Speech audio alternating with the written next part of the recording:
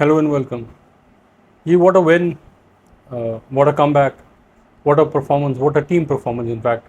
पाकिस्तान ने आज इंग्लैंड को सेकंड टेस्ट मैच में 152 रन से हरा कर ये सीरीज़ लेवल कर दी जी with one test to go in Rawalpindi जो कि स्टार्ट होगा जी 24 अक्टूबर से। और ये विक्ट्री जो सी है जितनी इम्पोर्टेंट थी पाकिस्तान के लिए उसका आप अंदाज़ा लगा सकते हैं कि पाकिस्तान की ये विक्ट्री हैज़ कम आफ्टर 2021। 3 साल जी हमें ये इंतज़ार करना पड़ा है, तकरीबन 3 साल इस विक्ट्री के लिए। और इट वाज वेरी स्वीट जी, स्पेशली क्योंकि शान मसूद के लिए भी, क्योंकि शान मसूद ने पिछले 6 टेस्ट मैचेस जो एज कैप्टन खेले हैं वो 6 के 6 पाकिस्तान हारे हैं। और शान मसूद की भी जो सी जगह इस टीम में जो सी थी वो डाउटफुल थी आफ्टर इज इंडिविजुअल परफॉर्मेंसेज, और फिर टीम भी नहीं जीत रही थी। लेकिन आज की जो विक्ट्री है, जो एक कॉम्प्रिहेंसिव विक्ट्री है against a very good England team, वो श्योरली जो उनसे हैं वो शान मसूद के लिए भी एक पॉजिटिव आउटकम है जी, और पाकिस्तान के लिए, और पाकिस्तान के क्रिकेट फैंस के लिए, पाकिस्तान क्रिकेट बोर्ड के लिए, पाकिस्तान क्रिकेट सिलेक्शन कमेटी के लिए भी जी एक बहुत बड़ा पॉजिटिव आउटकम है। ये विक्ट्री जो उनसे है जी, ये पाकिस्तान ने अचीव की है ऑब्वियसली अपनी मैं समझता हूँ जो सबसे इम्पोर्टेंट जो एस्पेक्ट था, आपने टीम में चेंजेस किए वो भी ठीक है, लेकिन सबसे जो इम्पोर्टेंट फैक्टर था वो था जी कि एक जो इस टेस्ट से पहले जो पाकिस्तान का थॉट प्रोसेस था, क्लैरिटी ऑफ माइंड थी जी कि हमने क्या करना है और हमें क्या करना पड़ेगा ये टेस्ट मैच जीतने के लिए। और उन्होंने डिसाइड किया जी कि हम सबसे पहले जी कि हमने एक यूज्ड पिच के ऊपर जो सा ये मैच खेलना है। फिर जब यूज पिच के ऊपर हुआ तो फिर सिलेक्शन की बात आई। सिलेक्शन में भी पाकिस्तान ने अपने जो है स्ट्रेंथ वो उसको फील किया जी कि उनकी स्पिन बॉलिंग उनकी स्ट्रेंथ हो सकती है इंग्लैंड के खिलाफ। वो एक बहुत ज़बरदस्त डिसीजन था। फिर जी जो चेंजेस पाकिस्तान ने की, हालांकि शाहिन शाह अफरीदी, बाबर आजम, नसीम शाह को ड्रॉप करना, जो कि पाकिस्तान क्रिकेट बोर्ड का कहना है, उनके सेलेक्टर्स का कि उनको रेस्ट दिया गया है, एक बहुत बड़ा डिसीजन था। लेकिन फिर भी आप ये देखें कि जो उनकी रिप्लेसमेंट्स आई हैं, 2 स्पिनर्स, फास्ट बॉलर्स के रिप्लेसमेंट स्पिनर्स, क्योंकि पाकिस्तान ने ये डिसाइड कर लिया था जी कि अगर इंग्लैंड को हराना है तो हमने स्पिन बॉलिंग से हराना है। फिर बाबर आजम की रिप्लेसमेंट कमरान गुलाम, जिन्होंने अपने पहले ही टेस्ट में, अपने डेब्यू टेस्ट में सेंचुरी बनाई थी। तो ये जो सारा प्रोसेस है, जो मैं समझता हूँ कि ये बहुत ही बेहतरीन डिसीजन था पाकिस्तान क्रिकेट बोर्ड का, सेलेक्टर्स का, टीम मैनेजमेंट का। ऑब्वियसली इन सारों ने बैठ के ये डिसाइड किया होगा कि क्या हमारी स्ट्रेंथ हो सकती है अगेंस्ट इंग्लैंड। और यकीनन जो से हैं ये स्पिन बॉलिंग जो सी है, क्योंकि साजिद खान और नुमान अली ने बेहतरीन बॉलिंग की है दोनों इनिंग्स में। आप ये देख लें कि जी पहले इनिंग्स में साजिद खान छाए रहे और सेकंड इनिंग्स में नुमान अली छाए रहे जी। पहले इनिंग्स में साजिद खान ने 7 आउट किए और 3 आउट किए नुमान अली ने, और सेकंड इनिंग में नुमान की बारी थी, उन्होंने 8 खिलाड़ी आउट किए और साजिद ने 2 आउट किए। तो आप इस तरह देखें कि हमारी जो 20 की 20 विकेट्स लेने वाले बॉलर्स थे वो ये सिर्फ ये 2 बॉलर्स में डिवाइड हुआ है जी। इनफैक्ट सेकंड इनिंग्स में तो और किसी बॉलर की पाकिस्तान को ज़रूरत ही नहीं पड़ी। ऑब्वियसली जो ये पिच थी ये यूज पिच थी, और आज चौथे दिन का जो खेल था वो आप समझ लें कि 5 दिन जो पहला टेस्ट मैच हुआ वो, और टेक्निकली देखें तो 9th डे की पिच थी जिसके ऊपर मैच खेला जा रहा था। तो उसका बहुत बेहतरीन तरीके से पाकिस्तान ने यूज़ किया जी। और साजिद खान और नुमान अली दोनों ने ये दिखाया जी कि वो कितने बेहतरीन बॉलर्स हैं इन कंडीशंस में। सब टीमों को जो उनसे हैं, ये तमाम जो टीम्स हैं, ख़ासतौर पर हमारी जो एशियन टीम्स हैं, उनकी स्ट्रेंथ जी बेसिकली स्पिन बॉलिंग ही होती है। आप इंडिया को देख लें, आप श्रीलंका को देख लें, आप बांग्लादेश को देख लें, तो ख़ासतौर पर जब हम घर में खेल रहे हों। और पाकिस्तान ने भी ये सोचा जी कि हमारी स्ट्रेंथ जो उनसे है वो स्पिन बॉलिंग ही है, और बहुत बेहतरीन डिसीजन था जी, एक दफ़ा मैं फिर कहूँगा। और पाकिस्तान ने ये मैच जो उनसे है बहुत कंफर्टेबली इनफैक्ट जीता है। और इंग्लैंड के जो उनसे बैट्समैन जो उनसे जो फ्री फ्लोइंग बैट्समैन हैं, उनको ना सिर्फ कटेल किया बल्कि उनको सोचने में मजबूर किया जी कि उनकी डिफेंसिव गेम जो उनसी हैं वो क्वेश्चन में लेके आ गए हैं जी। क्योंकि इंग्लैंड जो उनसे हैं वो हार्ड हैंड्स के साथ जाते हैं जी, वो खुल के बैटिंग करना मांगते हैं, और अगर आप उनकी स्ट्रेंथ के अगेंस्ट को काम करेंगे, जो उनकी एबिलिटी है उसके अगेंस्ट को काम करेंगे, तो ऑब्वियसली उनको मुश्किल होगी। और पाकिस्तान ने यही डिसीजन लिया, और बहुत काबिल तारीफ़ डिसीजन लिया जी ये कि पाकिस्तान ने आउटस्टैंडिंग जो सी है बॉलिंग की है जी, दोनों इनिंग्स में बॉलिंग की है। और और सिर्फ दो बॉलर्स नुमान और साजिद खान, उनकी जितनी तारीफ़ की जाए कम है। जितनी दफ़े भी उनका नाम मैं देख रहा हूँ कि मैंने मेरा ख्याल 4-5 मिनट बात की और मैं कितनी दफ़ा उनका नाम ले चुका हूँ, नुमान का भी और साजिद का भी।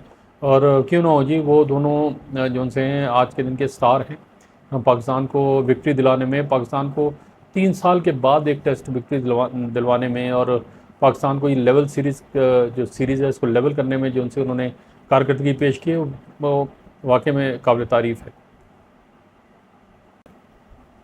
और जी ये विक्ट्री जो उनसे है ये है तो टीम विक्ट्री है, और टोटल टीम परफॉर्मेंस है। सारे जो खिलाड़ी हैं उन्होंने अपने अपने तरीके से कंट्रीब्यूट किया है जी। लेकिन उनमें कुछ चंद नाम हैं जी जो हर एक मैच में होते हैं, जो मैच विनर्स होते हैं जी। पाकिस्तान का जो इस टेस्ट मैच में एक मैच विनर नहीं था जी, हमने देखा जी कि 4-5 प्लेयर्स जो उनसे थे उन्होंने कंट्रीब्यूट किया है जी। ऑब्वियसली कैप्टनसी इजी हो जाती है जब आपके प्लेयर्स परफॉर्म कर रहे हों, और जब आपके प्लेयर्स परफॉर्म नहीं कर रहे हों तो आपकी टीम जो सी है वो आपकी कैप्टनसी भी जो सी है वो बहुत एवरेज लगने शुरू हो जाती है जी। तो हमने देखा जी कि ये वाला जो टेस्ट मैच था जो मुल्तान क्रिकेट स्टेडियम में खेला गया, जो ये सीरीज़ का सेकंड टेस्ट मैच, तो इसमें 4-5 जो परफॉर्मर्स थे जी, जो मैच विनर्स थे पाकिस्तान के लिए। सबसे पहले जी कमरान गुलाम जो अपना डेब्यू कर रहे थे जी, जो रिप्लेसमेंट थे बाबर आजम की। उन्होंने बेहतरीन इनिंग खेली जी। उन्होंने एक दिखाया जी कि वो लग नहीं रहा था कि वो अपना पहला टेस्ट मैच खेल रहे थे। इतना उनका जो डिमीनर था, जो आप कह लेंगे उनकी जो प्रेजेंस थी, वो बहुत काम लग रहे थे। उनको पता था कि जी वो क्या कर रहे हैं। ऐसा ही होता है जी कि जो अगर प्लेयर को अपनी एबिलिटी पे श्योरिटी हो, और उसको अपने अंदर अपनी एबिलिटी पे कॉन्फिडेंस हो, और उसको ये पता हो कि वो टीम की रिक्वायरमेंट क्या है और वो क्या कर रहा है, बहुत बड़ी ये एक आप कह लें कि एक क्वालिटी होती है किसी भी प्लेयर में। तो इतना बड़ा ओकेजन था, अंडर प्रेशर भी होंगे, जाहिर सी बात है, बाबर आजम को रिप्लेस कर रहे थे। और फिर ये रिस्पॉन्सिबिलिटी भी थी जी कि पाकिस्तान लगातार टेस्ट मैचेस हार रहा है। तो वो उन्होंने बहुत बेहतरीन तरीके से अपनी ये रिस्पॉन्सिबिलिटी ली, और उन्होंने एक मैसेज भी दिया है जी उनकी परफॉर्मेंस ने। शायद उन्होंने कोई विलिंगली तो नहीं, लेकिन उनकी परफॉर्मेंस ने जो उनसे वो एक मैसेज ज़रूर दिया होगा बड़े प्लेयर्स को कि अगर आप अच्छा खेलेंगे तो आपका नाम होगा जी। अगर आप अच्छा नहीं खेलेंगे तो आपको टीम से बाहर भी निकाला जा सकता है, और जो आपकी रिप्लेसमेंट होगी अगर उसके पास एबिलिटी है तो वो अपना टैलेंट जो है शोकेस करेगा। तो कमरान गुलाम की ये बैटिंग थी जी, उन्होंने पूरी इनिंग को जोड़ के रखा। पाकिस्तान को एक फर्स्ट इनिंग्स में एक अच्छा टोटल जो है इस पिच के हिसाब से बहुत अच्छा टोटल था जी, 366 उसकी तरफ लेके गए, 118 रन खुद बनाए। तो कमरान गुलाम जो से हैं वो इस मैं समझता हूँ जी कि पहले मैच विनर जो इस मैच के थे, इस टेस्ट मैच के थे, वो कामरान गुलाम हैं। उन्होंने अब बेहतरीन इनिंग खेली, डेब्यू पे 100 करना जी एक बहुत बड़े एहसास की बात होती है। और कामरान गुलाम लग रहे हैं जी कि लग रहे हैं कि उनके पास टेम्परामेंट भी है, उनके पास शॉट्स भी हैं, उनके पास एबिलिटी टैलेंट तो ऑब्वियसली है, क्योंकि वो फर्स्ट क्लास क्रिकेट में काफ़ी अर्से से स्कोर करते आ रहे हैं। और पाकिस्तान का जो स्क्वाड होता रहा है जी, पिछला 15-16 मेंबर्स का जो स्क्वाड्स होते हैं सीरीज़ के लिए, उसका भी हिस्सा रहे हैं। लेकिन आप ये देखें कि उनको जैसे ही अपॉर्चुनिटी मिली, जैसे ही वो चांस मिला उनको अपना कुछ कर दिखाने का, उन्होंने दोनों हाथों से वो ग्रैब किया जी वो चांस, वो अपॉर्चुनिटी। और अब लग रहा है जी कि वो पाकिस्तान के लिए होपफुली वो आगे भी परफॉर्म करेंगे, और पाकिस्तान की जो क्रिकेट है वो उसको आगे ले जाने में पाकिस्तान की मदद करेंगे जी। जो मिडल ऑर्डर है बहुत इम्पॉर्टेंट स्पॉट होता है बैटिंग ऑर्डर में, क्योंकि अगर आपको अच्छा स्टार्ट नहीं मिला तो आपने अपने आप को संभालना है, और अगर आपको अच्छा स्टार्ट मिल रहा है तो उस मोमेंटम को आगे कैरी फॉरवर्ड करना है। तो ये बहुत इंपॉर्टेंट स्पॉट है जी, नंबर 4 नंबर 5। और लग रहा है जी कि कामरान गुलाम जो उनसे हैं वो इस स्पॉट में अपने आप को अच्छे तरीके से एडजस्ट कर लेंगे। फिर जी हम बात करते हैं साजिद खान की, जो ऑफ स्पिनर हैं जिन्होंने बेहतरीन बॉलिंग की, और उन्होंने पहली इनिंग्स में 7-4-111 उनके जो फिगर्स थे जी। उन्होंने इंग्लैंड के किसी भी बैट्समैन को जो उनसे है वो खुल के गया जी, उन्होंने खेलने ही नहीं दिया, इतनी अच्छी बॉलिंग की। साजिद भी एक तरह का अपना कम बैक कर रहे थे, और वो भी अब पाकिस्तान के साथ पहले भी टेस्ट मैचेस खेल चुके हैं और अभी काफ़ी अर्से के बाद पाकिस्तान ने उनको दोबारा सेलेक्ट किया, लेकिन उन्होंने शो किया जी कि वो बिल्कुल रस्टी नहीं थे। हालांकि उन्होंने भी जो फर्स्ट क्लास क्रिकेट खेली होगी, जैसे मैंने अपने पिछले व्लॉग में जब पाकिस्तान ने ये डिसीजन लिया था कि वो स्पिनर्स के साथ खेलेंगे, 3 स्पिनर्स के साथ खेलेंगे ये वाला टेस्ट, तो मैंने ये ज़रूर क्वेश्चन किया था जी कि हमें देखना होगा कि ये जो बॉलर्स हैं जो काफ़ी अर्से के बाद सॉरी जी, काफ़ी अर्से के बाद टेस्ट मैचेस खेल रहे हैं, फर्स्ट क्लास भी उन्होंने लास्ट सीज़न में खेली होगी, तो उनकी फॉर्म और फिटनेस कैसी होगी। लेकिन साजिद खान ने और नुमान अली ने शो किया जी कि वो बिल्कुल रेडी थे और वो इंतज़ार कर रहे थे इनफैक्ट कि कब पाकिस्तान से उनको कॉल अप आएगी और कब वो पाकिस्तान के लिए परफॉर्म करेंगे। उन्होंने इतनी बेहतरीन बॉलिंग की। साजिद की ख़ास तौर पे जो लाइन लेंथ है, जो उनका, उन्होंने इंग्लैंड के तमाम बैट्समैन को तंग किया और ऑब्वियसली जी उनके फिगर्स भी ये शो कर रहे हैं कि उन्होंने 7 विकेटें ली 111 रन दे के और फिर सेकंड इनिंग में उन्होंने 2 खिलाड़ी आउट किए। तो जो दूसरे मैच विनर थे वो इस टेस्ट मैच में साजिद खान थे जी। मतलब मैं उनको नंबरिंग इस तरह नहीं दे रहा कि फर्स्ट सेकंड थर्ड पोजीशंस, लेकिन जस्ट टू शो जी कि पाकिस्तान के जो मल्टीपल प्लेयर्स ने इस टेस्ट विक्ट्री में, इस हिस्टोरिक टेस्ट विक्ट्री में कंट्रीब्यूट किया है, तो उसमें एक नाम साजिद खान का भी जो है। और जी साजिद खान को इस मैच का man of the match award भी दिया गया और वो टोटली उसको डिज़र्व करते थे, क्योंकि पहली इनिंग्स में जिस तरीके से उन्होंने बॉलिंग की, उन्होंने पाकिस्तान को एक क्लियर अपर हैंड दिलवाया। और उनके साथ जो एक और मैच विनर पाकिस्तान के और उनकी जो कारकर्दगी थी, जो उनकी परफॉर्मेंस थी, वो इक्वली इम्पॉर्टेंट थी, इक्वली ब्रिलियंट थी, वो थे Noman Ali ji, left arm spinner Noman Ali. उन्होंने पहले इनिंग्स में 3 खिलाड़ी आउट किए और सेकंड इनिंग्स में तो वो तकरीबन अनप्लेएबल थे जी। उन्होंने 8 खिलाड़ी आउट किए, 46 रन दे के। इस तरह मैच में उन्होंने 11 विकेटें हासिल की। नुमान अली ने ना सिर्फ अपनी बॉलिंग से बल्कि सेकंड इनिंग के जो उनके 32 रन्स थे वो भी बहुत इंपॉर्टेंट थे जी पाकिस्तान के 366 में।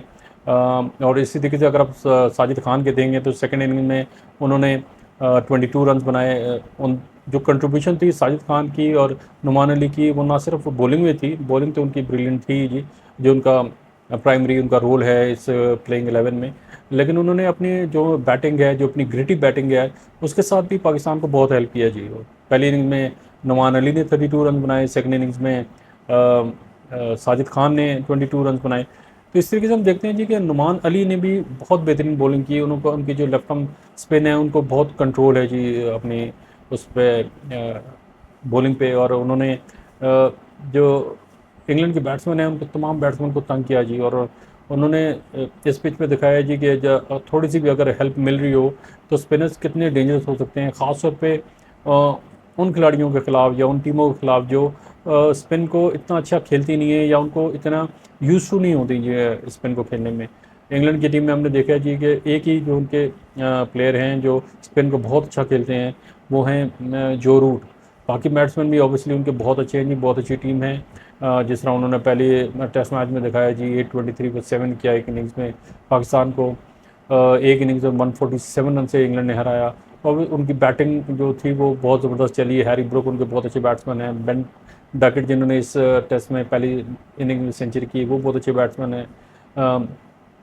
क्रॉली बहुत अच्छे बैट्समैन हैं, स्टोक्स खुद बहुत बेहतरीन बैट्समैन हैं। लेकिन इस किस्म की जो विकेट्स हैं, जो स्पिनिंग ट्रैक्स हैं, जो रैंक टर्नर्स जिनको आप बोलते हैं, और ख़ास तौर पर यूज पिच हो और क्रम्बलिंग पिच हो, उसके ऊपर खेलने के लिए जो उनसे वो आपको बहुत पेशेंस की ज़रूरत है। स्ट्रोक मेकर्स के लिए तो बहुत मुश्किल हो जाती है, क्योंकि स्ट्रोक मेकर्स जो उनसे वो ज़्यादातर अपनी जो उनका वो अपने आप को रोक नहीं सकते हैं, वो उनको शॉट्स के लिए जाना ही जाना है। और स्ट्रोक मेकर्स के लिए इस किस्म के विकेट के ऊपर जहाँ पर आपको ठहर के खेलना है, जहाँ पर आपको लूज डिलीवरी का इंतज़ार करना है, और अगर नुमान और साजिद जैसे बॉलर्स आपके बहुत अच्छी बेहतरीन बॉलिंग कर रहे हों, ग्रेट लाइन लेंथ्स जो उनसे उन्होंने पकड़ी हुई हों, तो उस पर तो और भी मुश्किल हो जाता है। तो नुमान अली और साजिद खान की ये जो परफॉर्मेंस थी, पहले जैसे मैंने कहा कि पता नहीं कितनी दफ़ा मैंने इस व्लॉग में उन दोनों का नाम लिया है, लेकिन उन दोनों का नाम बनता है जी, उन दोनों का और कामरान गुलाम का।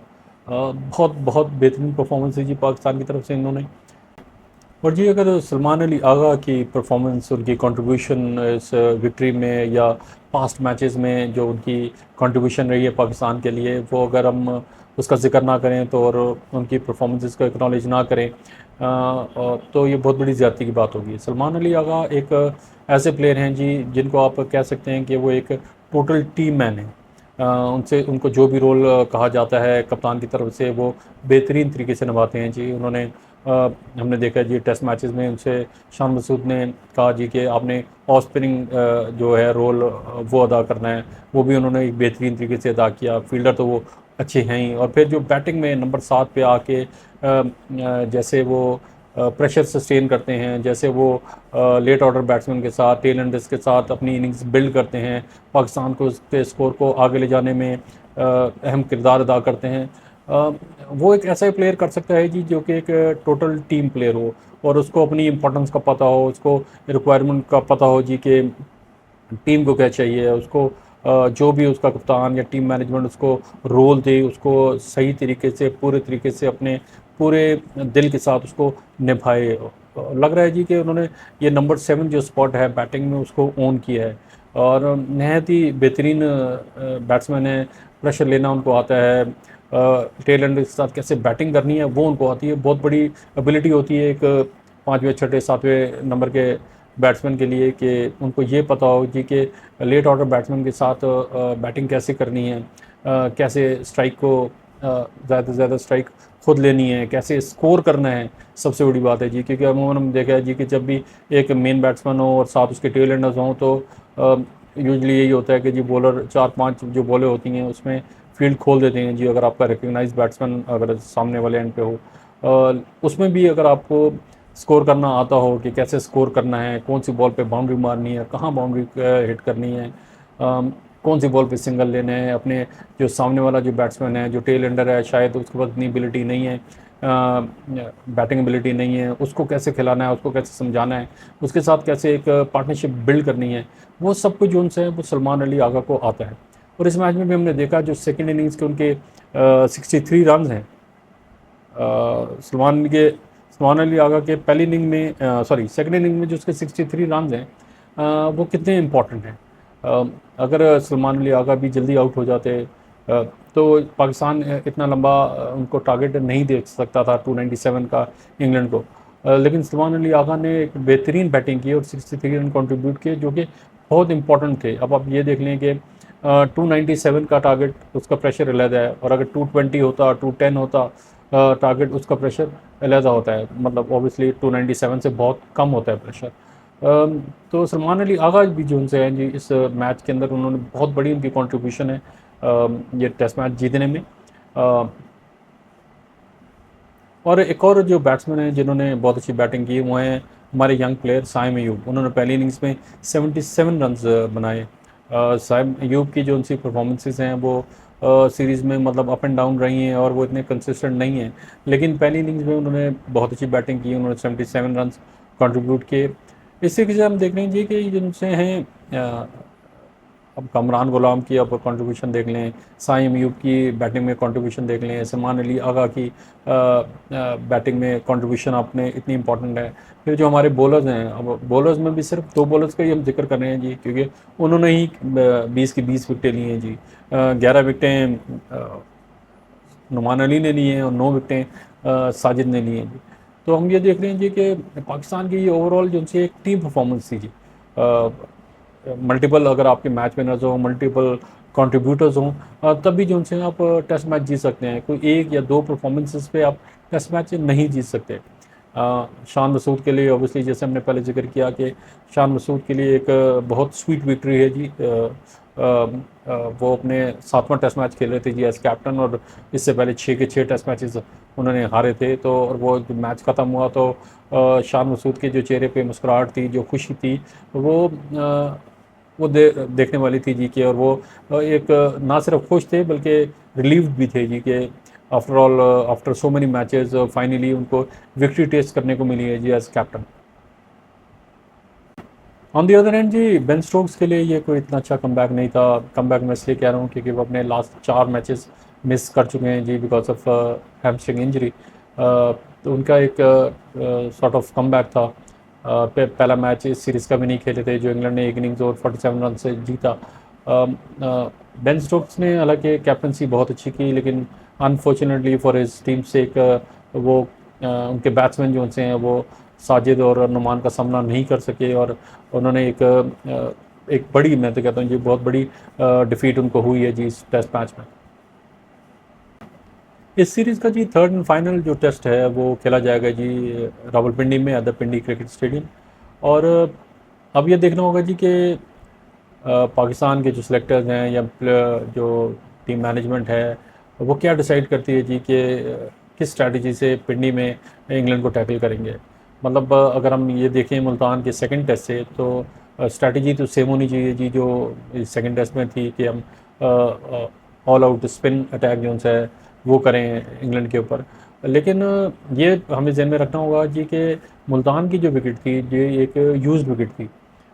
ये इस पे एक पहला टेस्ट मैच हो गया था और सेम पिच के ऊपर सेकंड टेस्ट मैच हुआ। फिर हमने देखा जी कि ऑब्वियसली जब आप क्या उसी उस पर खेलेंगे और वही सेम पिच के ऊपर बार बार जब रोल होगा तो वो क्रम्बल करना स्टार्ट हो जाती है जी विकेट। वो जब क्रम्बल होगी तो उसका बाउंस उनसा लो होगा, वो अनइवन बाउंस होगा, वो स्ट्रोक मेकिंग के लिए इंग्लैंड जैसे जो टीम है उनके लिए बहुत मुश्किलात डालती हैं ऐसी पिचेस। फिर जब जहाँ क्रैक्स ज़्यादा होंगे, क्रम्बल होंगी तो टर्न ज़्यादा होगा जी। तो वो अब ये देखना होगा कि पिंडी जो क्रिकेट स्टेडियम है उसके पिच के ऊपर तो ऐसी कोई बात नहीं है, उधर तो कोई भी मैच नहीं हुआ है, वो तो एक फ्रेश विकेट होगी। तो फ्रेश विकेट को अब जो हमारे ग्राउंड्समैन हैं या ग्राउंड स्टाफ है या हेड हेड ग्राउंडमैन है, उनको भी देखना होगा जी। क्यूरेटर जो उनसे हैं जिनको कहा जाता है वो कैसे पिंडी की पिच तैयार करते हैं, वो कैसे ये थोड़े दिनों में ऐसी विकेट तैयार करते हैं जी कि जो स्पिन बॉलर्स को मदद देगी। अगर तो स्पिन बॉलर्स को मदद नहीं देगी तो फिर अगेन जो उनसा है पाकिस्तान का ये जो एडवांटेज है जो हम कह रहे हैं जी कि पाकिस्तान ने फाइनली रिकग्नाइज़ कर लिया जी कि इंग्लैंड जैसी टीमें जब भी पाकिस्तान आएंगी तो उनके खिलाफ हमारा जो स्ट्रेंथ होगी वो होगी स्पिन बॉलिंग। तो अगर तो फ्लैट विकेट है और अगर वो इवन बाउंस वाली विकेट है तो उस पर दोबारा से एडवांटेज जो उनसे है वो फिर एक दफ़ा फिर मैं तो कहूँगा जी इंग्लैंड के पास चला जाएगा। क्योंकि पिंडी जैसी जो पिंडी का ग्राउंड में हमने देखा है जी कि जो फ्री फ्लोइंग बैट्समैन होते हैं उनके लिए वो आइडियल पिच होती है। तो अब हमने देखना होगा जी कि ये जो उनसे हमारे क्यूरेटर हैं, जो हमारे ग्राउंड्समैन हैं, वो अब इस विकेट को कैसे बनाते हैं जो पाकिस्तान को एडवांटेज है जी। होम एडवांटेज का तो यही मतलब है जी कि जो होम टीम है उसको तमाम तक का तमाम फ़ायदा हो कंडीशन से, पिच से। लेकिन पिंडी की ये भी एक चैलेंज होगा क्यूरेटर्स के लिए भी, और फिर अगर उस टाइप की पिच नहीं बनती तो हमारी जो टीम मैनेजमेंट हैं, सिलेक्टर्स हैं, उनके लिए भी एक चैलेंज होगा कि जी कैसी टीम खिलानी चाहिए, कौन सी टीम खिलानी चाहिए। क्योंकि अगर पिंडी वाली की जो विकेट है, पिंडी की जो पिच है वो मुझे लगता है कि जो वो ज़्यादा फेवर करेगी अगर जो उसकी टिपिकल जो उनकी पिचेस होती हैं, जो विकेट होती है पिंडी में, वो ज़्यादातर जो फेवर में जाएगी वो इंग्लैंड के फेवर में जाएगी, उनके बैट्समैन के भी और उनके बॉलर्स के भी। क्योंकि उनके बॉलर्स जो से हैं वो लंबे टॉल बॉलर्स हैं, वो उनको हाइट एडवांटेज है, उनका बाउंस जो है वो थोड़ा सा स्टीप होता है। तो अगर थोड़ा सा भी पिच में बाउंस हो तो उसको वो एक्सप्लॉइट कर सकते हैं। इसी तरीके से उनके जो बैट्समैन हैं इवन पिच के ऊपर बैटिंग करना ऑब्वियसली बहुत ईजी होती है। तो हमने ये देखना होगा कि जी अब हमारे जो क्यूरेटर्स हैं उनको क्या इंस्ट्रक्शंस दी गई हैं कि वो किस किस्म की विकेट बनाए। अगर हम उस तरह देखें जिस तरह मुल्तान की सेकंड जो मैच की में जो विकेट थी, ऑब्वियसली हम बहुत से लोगों का तो यही ख्याल होगा, हम सबका यही ख्याल है जी कि पिच तो ऐसी ही होनी चाहिए जैसे मुल्तान में थी। अगर ऐसी विकेट होगी तो पाकिस्तान को एडवांटेज होगा, और अगर ऐसी विकेट नहीं है तो पाकिस्तान को आई थिंक डिसएडवांटेज होगा अगर टिपिकल रावलपिंडी की विकेट ट्रैक होगा तो। तो जो एडवांटेज हमने लिया है जी उसको कैश इन करना चाहिए, और अगर हमने जो प्रेशर इंग्लैंड के ऊपर डाला है उसको मेंटेन करना चाहिए। और उसका एक ही तरीका है कि we make pitches just like the one we had in Multan for the second test, जो कि लो बाउंस हो, स्पिन हो, इसी किस्म की जो विकेट्स हैं इस पर हमने बहुत से मैचेस जीते हैं। हमने देखा है जी कि जब हम घर में नहीं खेल रहे थे, बिकॉज हम सर न्यूट्रल वेन्यूज़ पे जब हम खेल रहे थे तो हमने देखा है जी कि वहाँ पर जो इसी किस्म की विकेट होती थी, लो बाउंस। उधर हमने देखा यासिर शाह ने कितना अच्छा परफॉर्म किया हुआ है। मैचेस जीते हुए हैं, और पाकिस्तान ने की कारकर्दगी हमेशा इस किस्म की विकेट्स के ऊपर, क्योंकि हमने देखा जी कि हमारे बैट्समैन को भी जो उनसे वो यूज टू होते हैं इस किस्म की विकेट्स के ऊपर खेलने के, और बॉलर्स को तो ऑब्वियसली एट ईज होते हैं। तो अब पिंडी स्टेडियम में भी जी इसी किस्म की विकेट हमें चाहिए अगर हमने इंग्लैंड को ये मैच हराना है और ये सीरीज़ 2-1 जीतनी है। ये तो थी पाकिस्तान और इंग्लैंड का जो सेकंड टेस्ट मैच है, उसमें हमने थोड़ी सी बात की। एक और जी बहुत इंपॉर्टेंट इवेंट हो रहा है क्रिकेट का ही, जो कि है जी ICC women's T20 world cup, जो कि यूएई में खेला जा रहा है। और अब कल उसका पहला सेमीफाइनल खेला गया, और हमने उसमें देखा कि साउथ अफ्रीका ने ऑस्ट्रेलिया को बहुत ईजिली, बहुत कंफर्टेबली 8 विकेट से शिकस्त दी थी। ऑस्ट्रेलिया 3 टाइम जो कंजक्टिव विनर्स हैं इस वर्ल्ड कप के, वो बाहर हो गए हैं जी। साउथ अफ्रीका ने एक बेहतरीन मतलब परफॉर्मेंस दे के, बेहतरीन क्रिकेट खेल के पहले उन्होंने ऑस्ट्रेलिया को 134 for 5 रिस्ट्रिक्ट किया, और जी फिर अपना जो टारगेट है वो सिर्फ 17.2 ओवर्स में अचीव किया। इस तरीके से साउथ अफ्रीका ने एक तरह का अपना जो उनसे बदला भी ले लिया, क्योंकि लास्ट जो T20 वर्ल्ड कप था, वुमेंस T20 वर्ल्ड कप, उसमें ऑस्ट्रेलिया ने साउथ अफ्रीका को ही फाइनल में हरा के जो उनसे वो चैम्पियनशिप जीती थी। लेकिन कल साउथ अफ्रीका ने, कल उनकी जो वुमेंस टीम है, उन्होंने बहुत एक कंप्लीट परफॉर्मेंस दी। और अगर देखा जाए स्कोर्स की तरफ, हम एक नज़र डालेंगे। अगर हम स्कोर्स की तरफ भी देखें तो उन्होंने एक तरीके से 3 टाइम जो लास्ट 3 टाइम विनर्स हैं इस वर्ल्ड कप के, उनको एक वन साइड मैच में हराया जी। उनको तकरीबन उन्होंने ओवरवेलम किया है जी, आउट क्लास किया।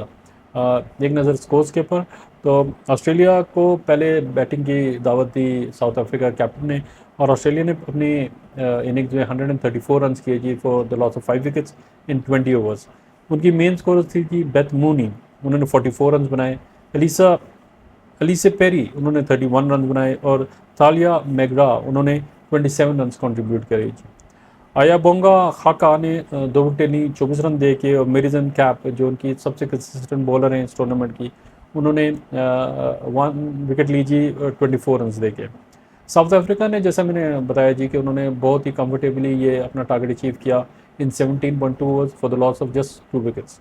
और उनकी जो मेन बैटर्स थी जो बहुत एग्रेसिवली कल खेली, उन्होंने एन के बोश, उन्होंने 74 नॉट आउट किया, बहुत बेहतरीन बैटिंग की जी। उन्होंने 48 बॉल्स पे अपनी ये इनिंग्स की 8 बाउंड्रीज लगाई, और एक 6 भी शामिल था जी उनकी इनिंग में।